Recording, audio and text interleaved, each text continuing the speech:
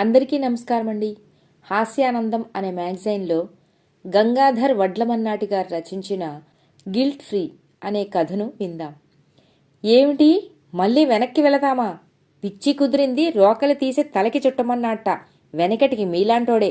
ఇప్పటికే మా తమ్ముడి నిశ్చితార్థానికి టైం అయిపోతుందిరా దేవుడా అని నేను 7:30 శృతిలో ఏడుస్తుంటే మధ్యలో మీ హాస్య ప్రదర్శనలేమిటి? అయినా వెనక్కి ఎందుకట? మూతి బిగిస్తూ ఊగిపోయింది లలిత. అది మరి ఇందాక ఆ ట్రాఫిక్ సిగ్నల్ దగ్గర ఓ అమ్మాయి దీనంగా నా వంక చూస్తూ ఏదైనా సాయం చేయమని అడిగింది. నేను ఫ్యాంట్ జేబులో చెయ్యి పెట్టగానే ఆమె ముఖంలో పట్టరాని ఆనందం. తీరా చూస్తే జేబు ఖాళీ. దాంతో ఏం చెయ్యాలా అని ఆలోచిస్తుండగానే సిగ్నల్ పడింది. తప్పక ముందుకు వచ్చేశాను. అంతా నీ వల్లే జరిగింది. లలిత వంక తినేసేలా చూస్తూ అన్నాడు. ఇది మరీ బావుంది.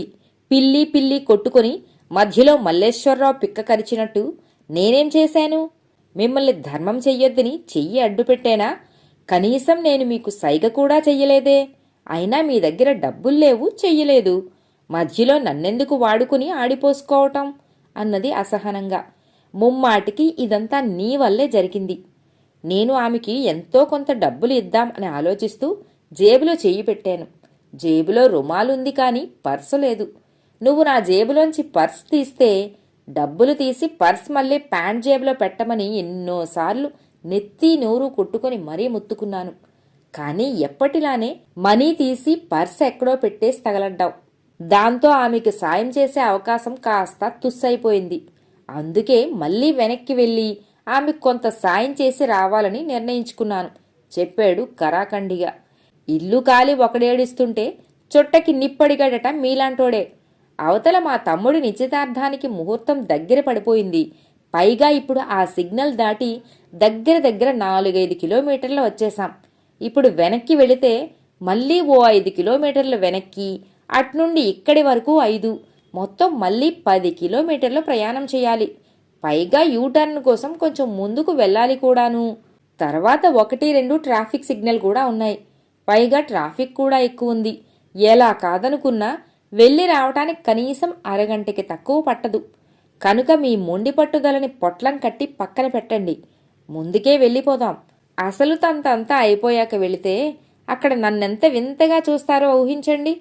మీ ఆలోచనను విరమించండి అని ఆమె గొంతు చించుకుంటుండగానే కారు పక్కకి ఆపేశాడు మధు. ఇదేదో నేను మా తమ్ముడి నిశ్చితార్థంకి వెళ్లకుండా మీరు చేస్తున్న కుట్రలా ఉంది. నేను ఇప్పుడే వెళ్ళి తీరాలి, లేదంటే నాలో మరో మనిషిని చూస్తావు అంతే అంటూ తెగేసి చెప్పింది లలిత. నేను వెనక్కి మళ్ళీ వస్తా అన్నాను కానీ నిన్ను నాతో రమ్మని నేను బ్రతిమలాడానా? నువ్వు చక్కగా ఇక్కడే దిగిపోయి ఏ బస్సో టాక్సీనో ఎక్కి వెళ్ళు. నేను వెళ్ళి ఆమెకి సాయం చేసేసి ఓ అరగంటలో చక్కా వచ్చేస్తాను అన్నాడు నవ్వుతూ. లలిత కాస్త కోపంగా చూస్తూ, నిండా మునిగాక చలే ఉంది. ఇప్పుడు ఇక్కడ దిగిపోతే తర్వాత బస్సు దొరక్కపోతే ఇరుకున పడిపోతాను. కనుక కష్టమో నష్టమో మీతోనే తగలబడతాను, పదండి అంది పళ్ళు నూరుతూ.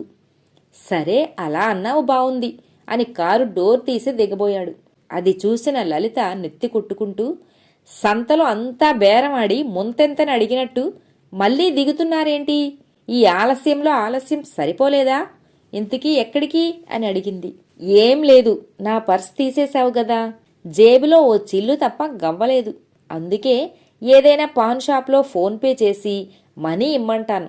అలా తీసుకుని ఆమెకిచ్చి వస్తాను అన్నాడు హుషారుగా. ఏడిసినట్టే ఉంది మీ తెలివి. అయినా మీరు ఫోన్పే చేస్తా అనగానే వాళ్ళు మీకు డబ్బులు ఎందుకిస్తారు అడిగింది వ్యంగ్యంగా. ఎందుకా?